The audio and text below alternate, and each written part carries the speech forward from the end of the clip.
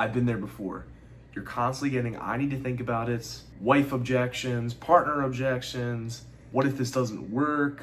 Pretty much every objection in the book. And so in the spirit of running a AI agency, I actually used AI to increase my closing rate from 25 to 40%.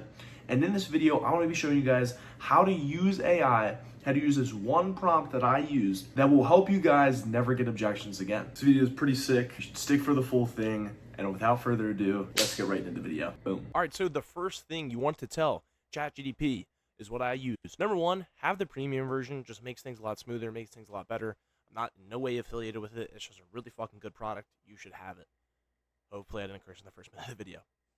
The first thing is be brutally honest. Glaze over the good. So what that means is we want the AI bot to highlight the good for what we did, why it works, and everything in accordance with that. And focus on what needs to change. Obviously, the most important part is what we need to change in our process to improve.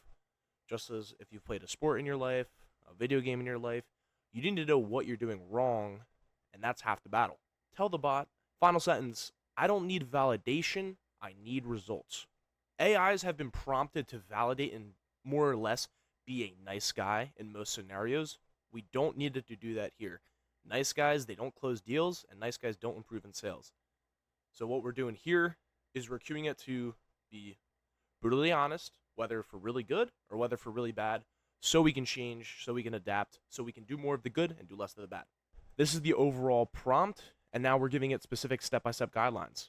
This is the overall prompt, and now we're giving it specific step-by-step guidelines. So the first one here, all right, so let's go into the actual step-by-step.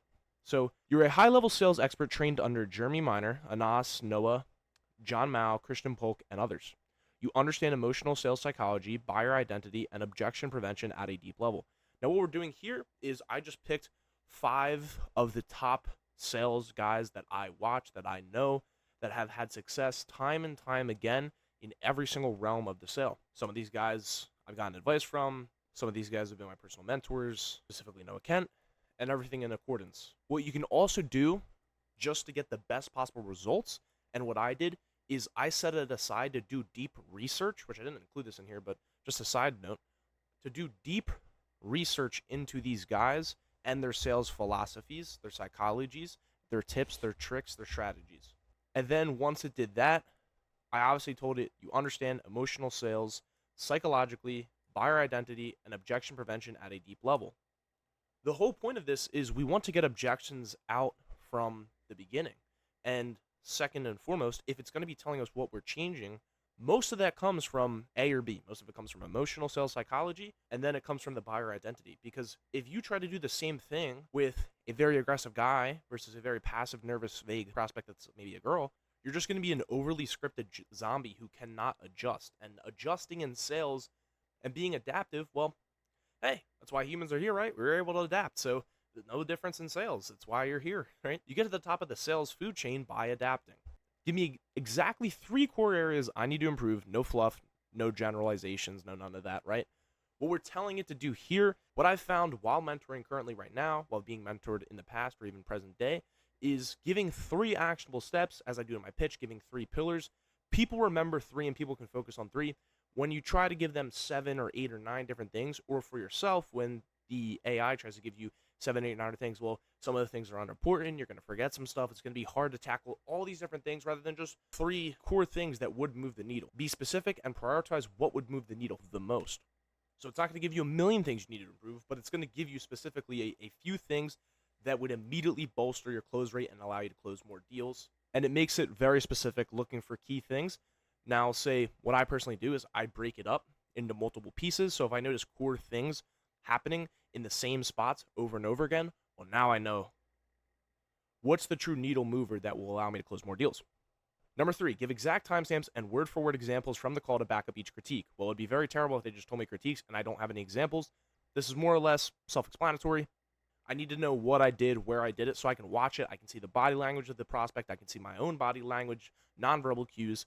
and what I specifically said as opposed to just the general idea of what I was saying. Again, we want to get as specific as possible with the things that need to change so we can get more deals. Number 4, break down what I should have said instead, including tone, structure, and reasoning. This is so we can make actionable improvements upon it. If we don't have this, well then I'm just kind of sitting here with my dick in my hand wondering, what should I have done? I know I'm doing things wrong, but, it's pretty obvious if you shoot a basketball 100 times and you miss 100 times, there's something wrong, but if I don't know it's the flick of the wrist or my foot positioning, I won't know how to change. Same thing in sales. I need to know what to change to actually close. Number 5, if I was 1 inch away from a close, call it out clearly. Dom DeLuca, I'm a very lazy person. Instead of trying to change a million things, well, if there's a moment that could make or break my sale, let's just say I had three 1 inch away from a close moments throughout the week, and I had 20 sales calls, and I closed 5 of them, like 25% close rate. Well, if I closed 8 instead of 20, that'd be a 40% close rate. That's a huge game changer. It's backing up our philosophy and our structure to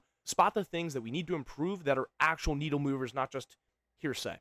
And finally, number 6, arguably the most important, call out any energy shifts, tonal mismatches, or hesitation that could have broken rapport or authority. If you have a few of these in the call, there it is. If you have a few times where you break rapport or break authority in a call, you're going to lose sales because the prospect won't trust you, they won't trust your advice, and we share advice with people who A, care, and B, have the expertise to fix our problems. You don't go to a doctor because he doesn't know what he's doing. You don't go to a therapist because they don't care at all, right? Those two things would inherently ruin their businesses if that's how they acted. It's kind of tough with sales is that you have to be both the doctor, both the therapist, all in one, right? So this way, it spots out key moments that aren't just things we could maybe improve upon, but literally break down our sales process. So that's the entire prompt A through B. Now let's see it actually in action with one of my younger age sales calls. Boom, so what I did is I sent the sales script. It told me what it's going to do, told me how it's going to process it. Just an additional helpful note, do whatever you need, make smaller chunks, more time, just process it without me checking in a ton if that's cool. It's just what I said. It helped it understand more. And now let's see what happened. So core mistake number 1, no authority and discovery control. What do you guys kind of feel that you guys need help with when it comes to marketing? Sounds polite, but it's weak frame control. Vague questions. Prospect says just more jobs, super surface level. And I agree. If we spend too long in the sales process being surface level, we don't get to the actual nitty gritty of things, the deeper things. And the more emotional you go on a sale, well, the more likely a prospect's going to move because no one cares about climate change because it's going to happen by the time I'm dead. But everybody cares about the coronavirus when it was happening in 2020 because that's right now. And that's literally affecting me, keeping me in my house. So we have to make the prospect act now. They haven't acted in the past, and the reason won't change if they don't get emotional about it and don't understand. And then it says, do this, so walk me through it. What's the main thing stopping you from doing more landscaping jobs right now? Is it the lead flow, quality, bandwidth, or is it something else? I'm moving on. Number 2, too much nice guy, not enough diagnosis, and does the same thing. Exact quote, why it hurt me, and what I should say instead. And this is a great point. Good to hear you guys have built a successful business without marketing. That's pretty hard. I'm just glazing. I'm going to be honest with you guys. I'm just glazing. Sure, you should give your prospects some praise when needed, but right there, I missed an opportunity. Wow, that's rare, man. But that's also risky. Right now, one guy accounts for 80% of your revenue. What happens if he doesn't renew this year? Well, now I just planted a huge string of doubt, as opposed to, well, you guys are successful now. I mean, if you don't do that, whatever, you're still successful, right? I framed them as already being successful, was just exactly what you don't want to do on a sales call necessarily. Especially with a prospect like this, they're not necessarily going to be in this pitiful survival need point where they literally can't eat because their business is succeeding. They have a good business. So I need to instill doubt and instill value, which I'm not doing. And then again, another bad question. How are your guys' books? Are they rather packed or could you add some more jobs here and there? And I agree with what chat says. How many man hours per week are being underutilized right now? Let's figure out how much production capacity you actually have so I know how aggressively we can go. And it gives micro notes right here. And then it says what I did well. I'm personable. I was calm, kept the convo going, but none of that closes. I agree. And then it gives me segment 2, core mistake number 1. You let objections stay dormant. He's kind of been hesitant about growing too fast. We're okay getting by. Boom. Boom. Hesitant about growing too fast. Guys, I'm pitching growing too fast. We need to reframe this. This is not only stagnation. This is things are good right now. I don't need to change. It's literally looking me in my face. I didn't escalate that fear. I acknowledged it, but I didn't challenge it. I didn't reframe it. And I just moved on to the next question like a scripted robot. So what I should have said is, okay, are you more afraid of growing too fast or staying small and losing what you've built when if that big account pulls back? Or something like, Yeah, man, I totally understand. I get the hesitation, but I also know hesitation. Now, this leads me into the one thing is I actually really like all of this, all of this, all of this. I don't necessarily agree with how ChatGPT supposes I answer that, and that's the only issue with this. It gives you all the problems that you could literally fix, like better than a $10,000 mentor, but it doesn't tell you exactly how to fix them. So that's the one key struggle. But besides this, you guys see, it's going to tell me everything I did wrong. So when I break this down and when I improve upon this, even if, say, if I had 5 people I didn't close and it was all because I didn't call out objections early and I was a little bit too nice in the beginning, well, if I improve that, if I don't miss buying signals, if I don't do these things, well, then let's just say I close 2 or 3 out of those 5 people. Again, comes back to our example. That's the difference between a mediocre guy who closes 10% versus 25 versus 40 versus even more. And again, gives me things I do really good so I can lean into these, right? Using stories to connect. Well, I can use more stories. Clean and personal pacing. Well, I can continue being personal. What I have to do is I have to call out a few call. I didn't call out. I didn't challenge enough. So if I did that again, I would have closed easily. I mean, these guys ended up almost.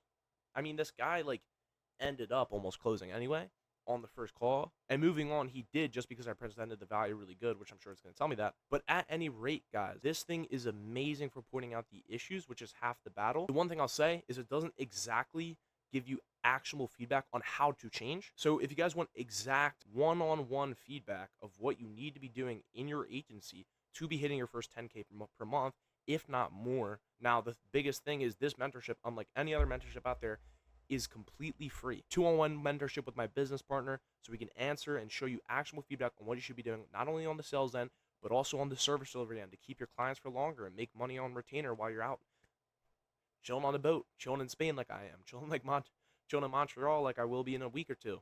Found immense value from this video. Again, mentorship, DM me, Dom Closes. It's in my bio. I might put it up here if I'm not lazy. Have a great day. Let's scale the business. I'll see you all on the flip side. Catches.